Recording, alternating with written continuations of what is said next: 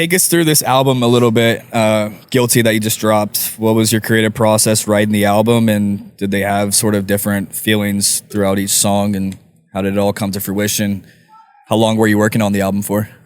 So we did 2 different writing camps. We did one where we were like, let's just have fun and let's write.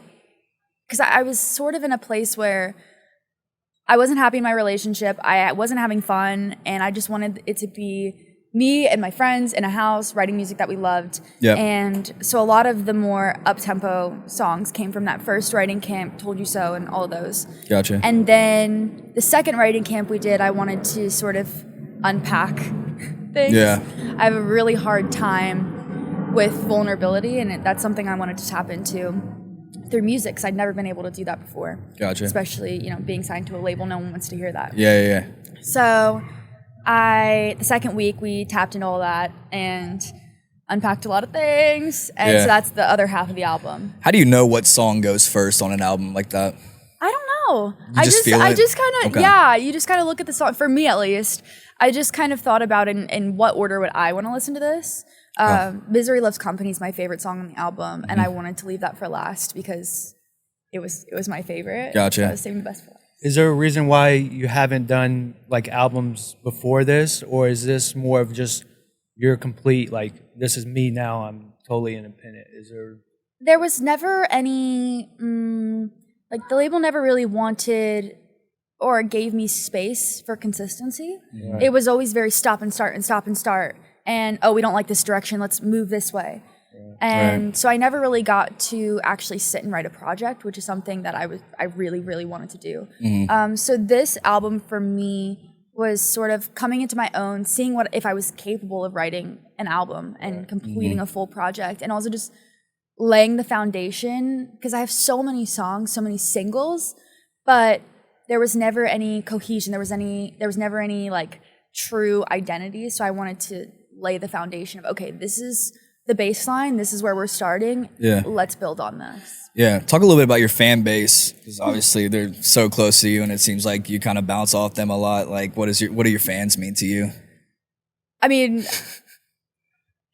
it's so corny, right? Because I'm like everything, because I was a 13-year-old homeschooled kid in my room who live streamed pretty much 24 hours a day. Yeah. And the only friends I had were the people on the internet telling me that I was cool when I felt like the least cool person in the world.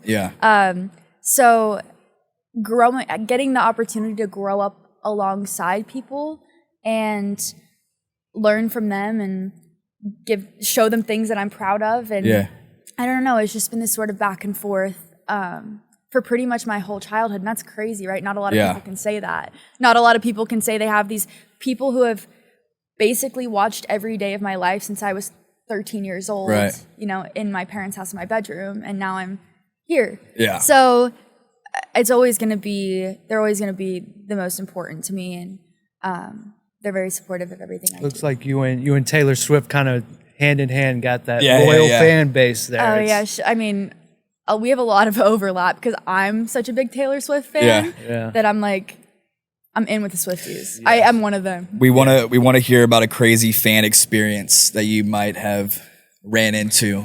Oh my god. Good or bad?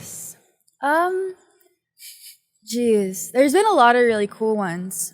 I mean, even last night I met so many people at the Taylor Swift concert. Sorry, I have allergies. So many people at the Taylor Swift concert who I'm not crying. Who like came up to me and gave me bracelets. She's like, I love my fans. I just love my fans. No, I do. I do cry about that sometimes. But trading bracelets with people and things like that. I run into people all the time in public. I've had people show up at my house. While not ideal. I say you got stalkers, dude, or what's going on over there? Yeah, of course. There's always going to be that. But there's been more positive experiences. How do you stay like humble throughout just being so big? I humble myself every day. I still, when people ask me, they're like, what is it about you that people I could not tell you. I still don't know, and I haven't figured it out, and I think that keeps me humble because I'm like, I don't know why you're watching. Just be yourself and take a deep breath. Yeah.